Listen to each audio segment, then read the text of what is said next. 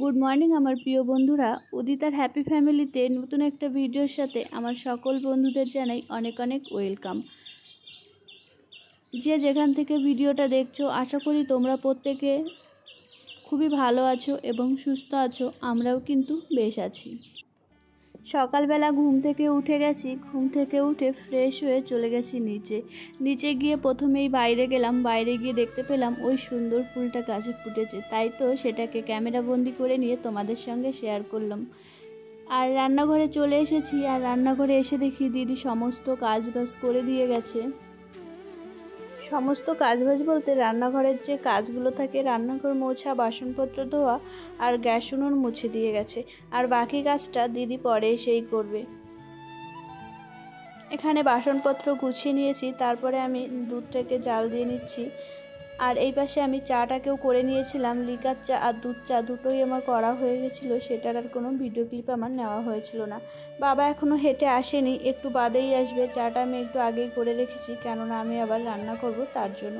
এখানে এই যে আমি ভাতও বসিয়ে দিয়েছি, আর আজ আমি রান্না করব হচ্ছে, আর দুধটা আমি ওই হাঁড়িতেই জাল দিচ্ছিলাম, কেননা আমি একটু অন্যমনস্ক হয়ে পড়েছিলাম, তাই দুধটা উতলে পড়ে গেছিলো। তাই আমি আবার হাঁড়িটাকে চেঞ্জ করে অন্য হাঁড়িতে ঢেলে দিয়েছি। আজ আমি এখানে রান্না করব হচ্ছে, আগের দিন দেখিয়েছিলাম অনেক বড় একটা ডাঁটা এনেছিল, সেই ডাঁটাটা আর আলু দিয়ে করব তরকারি। আর এখানে রয়েছে হচ্ছে ঝিঙে দিয়ে কিছু একটা করব। সকাল 7টার সময় উঠেই মামামের পাপা চলে গেছে অফিসে।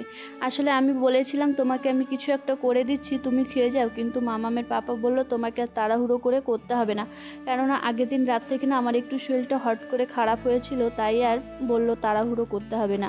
আর আমার রান্নাবান্না সবই হয়ে গেছে। রান্নাবান্না করে আমি মামামকে নিয়ে উপরে চলে এসেছি। মামাম কিন্তু একটু আগেই উঠে পড়েছিল, আমার রান্না হয়েছিল না।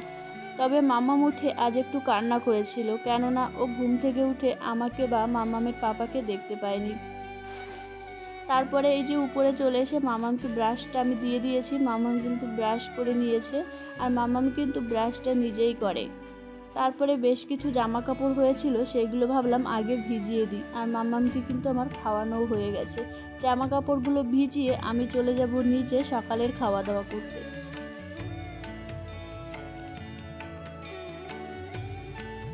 তবে মামাম একা ব্রাশ করে সেটা ঠিকই, কিন্তু আমিও মাঝে মাঝে মামামকে ব্রাশ করে দিই, কেননা বাচ্চা মানুষ অত জোর করে তো ব্রাশ করতে পারে না। আর এখন যেহেতু মামাম সব ধরনের খাবারই খায়, তাই আমিও মাঝে মাঝে কিন্তু মামামকে ব্রাশটা করিয়ে দিই।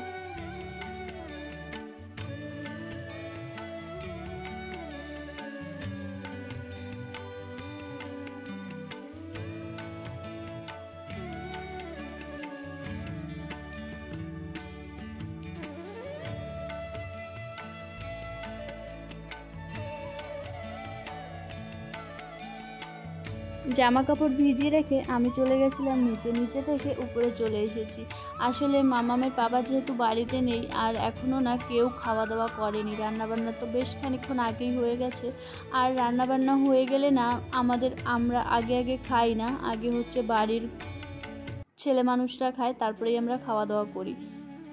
তাই ভাবলাম এখনও তো বাবা খায়নি বা কেউ খায়নি, এই সুযোগে আমি আমার বিছানাটাকে গুছিয়ে নিই। লাস্ট কয়েকটা ভিডিওতে দেখলাম আমার কয়েকজন নতুন বন্ধুরা এসেছে, তো তাদের বলছি তাদের অনেক অনেক ভালোবাসা আমার পরিবারে আসার জন্য, আর আমাকে এত এত ভালোবাসা দেওয়ার জন্য। আশা করি তোমাদের পরিবারেও আমি পৌঁছে গেছি, সেটা তোমরা লক্ষ্য করেছো। আর তোমরা আমাকে এইভাবেই ভালোবাসা দিতে থেকো, তাহলে কিন্তু আমিও একদিন সফল হব।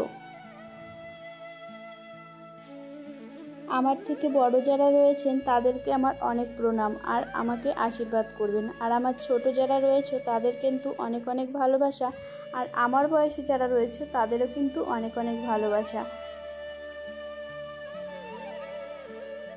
আমার যে সকল বন্ধুরা এখনও নতুন রয়েছে, আমার চ্যানেলটিকে সাবস্ক্রাইব করোনি, তোমরা আমার চ্যানেলটিকে সাবস্ক্রাইব করে আমার পরিবারের একজন হয়ে যাও, আর ছোট্ট করে একটা কমেন্ট করে দিয়ে যাও। সেই কমেন্টের ভিত্তিতে আমি কিন্তু পৌঁছে যাব তোমাদের পরিবারে। একটু লেট হবে যেহেতু আমার মামাম ছোট রয়েছে, কিন্তু ঠিক সময়ে আমি পৌঁছে যাবই। একবার বিশ্বাস করে দেখতে পারো, বিশ্বাসের অমর্যাদা আমি হতে দেব না।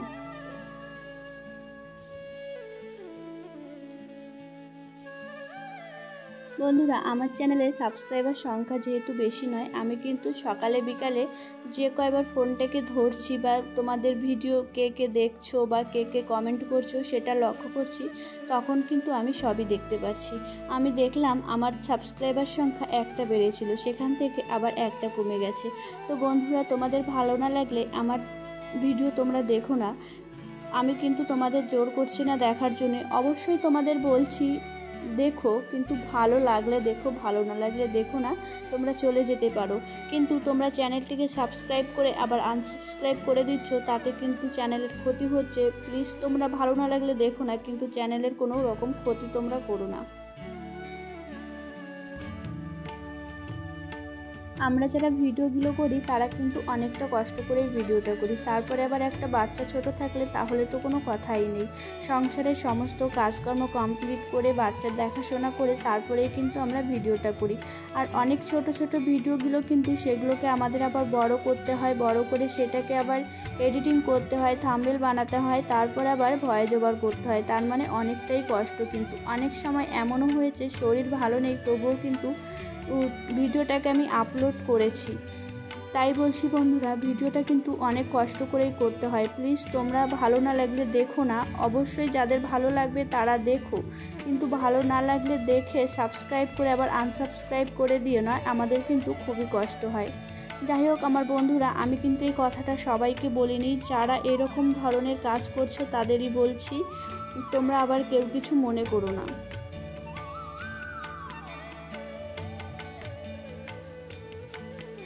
বন্ধুরা, তোমাদের সঙ্গে কথা বলতে বলতে আমার বেশ কিছু কাজকর্ম হয়ে গেছে, তবে সমস্ত কাজের ভিডিও ক্লিপগুলো কিন্তু আমার নেওয়া হয়েছিল না। যেগুলো নিয়েছি সেইগুলোই তোমাদের সঙ্গে শেয়ার করছি। আর এখানে আমি জামা কাপড়গুলো মেলতে উপরে চলে এসেছিলাম। আর মামামের পাপা তো সকালবেলা বেরিয়ে গেছিলো আর ফিরেছিল প্রায় 9টা নাগাদ। আর মামামের পাপাও যেহেতু বাড়িতে ছিল না, মাম্মামকে নিয়ে আমার সারাটা দিনই থাকতে হয়েছিল। আর মাম্মাম কিন্তু খুবই দুষ্টুমি করেছিল কালকে। আসলে একটু বেলা হলে ঘুম থেকে উঠলে মাম্মাম না আর ঘুমোয় না, আর না ঘুমোলে তো সারাটা দুপুর মাম্মাম অনেকটা বেশি জ্বালাতন করে। আমার মনে হয় সব বাচ্চারাই যদি দুপুরবেলা না ঘুমায় এইরকমই জ্বালাতন করে। তারপরে উপরে জামা কাপড়গুলো মেলে আমি চলে এসেছি এখন ঘরে। আসলে একটু হাওয়া হাওয়া হচ্ছিল, জামা কাপড়গুলো এইগুলোতে ক্লিপ দিতে হবে। আর উপরে যে ক্লিপগুলো ছিল ওই ক্লিপগুলোতে ওই জামা কাপড়ে দিয়ে দিয়েছি, আর ক্লিপ না উপরে নেই, তাই এই জামা কাপড়গুলো আমি নিচেতেই নিয়ে এসেছি। নিচে এসে এখানে আমি মেলে দিলাম। আর এই জামা কাপড় মেলে দিয়ে আমি কিন্তু মাম্মামকে নিয়ে সারাটা দিন অনেক কষ্ট করেই কাটিয়েছিলাম। দুপুরের খাওয়া দাওয়া করে কিছুটা টাইম শুয়ে থেকে এখন চলে এসেছি ছাদে। ওই মাম্মামের ভাই, মাম্মামের কাকিমণি আর আমি। ওই মাম্মাম আর মাম্মামের ভাই কিছুটা টাইম খেলা করবে, তারপরে চলে যাব নিচে।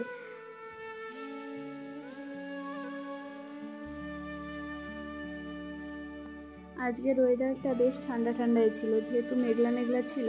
এখানে মাম্মাম আর মাম্মামের ভাই খেলাধুলা করছিল। তারপরে মাম্মাম আরও দুটো দিদিকে ডেকে নিয়েছিল। আসলে ছাদ থেকে দেখলো ওরা দুজন নিচে খেলা করছে, মাম্মাম ডাকতেই না ওরা চলে এসেছিল।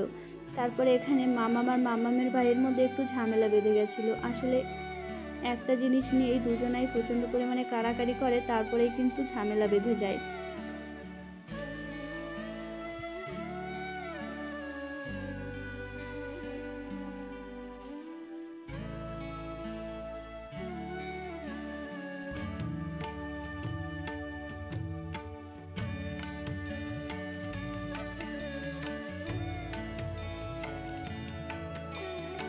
বেশ কিছুটা ছাদে সময় কাটানোর পরে আমরা চলে এসেছি নিচে এসে মাম্মামের ঠাম্মির ঘরে কিছুটা টাইম ছিল। আজ আর মাম্মামকে পড়াতে পারিনি। তারপরে মাম্মামকে খাইয়ে এখন মাম্মামের পাপার কাছে দিয়ে এসেছি। নিচে যে মাংস এনেছে, মা মাংসটাকে ধুয়ে রেখেছে আর মশলাও করে রেখেছে। নিচে এসে আমি এই যে মাংসটাকে ভালো করে ম্যারিনেট করে মাংসটাকে বসিয়ে দেব। আসলে এত গরম, তারপরেও শরীরটা ভালো নেই, তারপরে আবার রান্না করতে হলো। ইচ্ছা না করলেও করতে হবে, বাধ্যতামূলক সমস্ত রান্নাগুলো তারপরে করেই নিলাম। এই যে আমি পরিমাণে একটু মাংসটা বেশি ছিল, তার জন্য আমি বড় গ্যাসে বসিয়ে দিয়েছিলাম। তখন রাতও হয়ে গেছিলো প্রায় 9:30। তাড়াতাড়ি করে রান্না করতে হবে, তাড়াতাড়ি তার জন্য আমি বড় গ্যাসটাতেই বসিয়ে দিয়েছিলাম। আর এখানে যে মাংসটাও হয়ে গেছিলো, সাথে আমি স্যালাডও কেটে নিয়েছিলাম। আর আমি নিচে মাংসটা রান্না করছিলাম আর উপরে না মা পরোটাটাও করে নিয়েছিল। যাই হোক আমার প্রিয় বন্ধুরা, আজকের ভিডিওটা কেমন লাগলো অবশ্যই তোমরা কমেন্ট করে জানিও। আর ভালো থেকো, পাশে থেকো।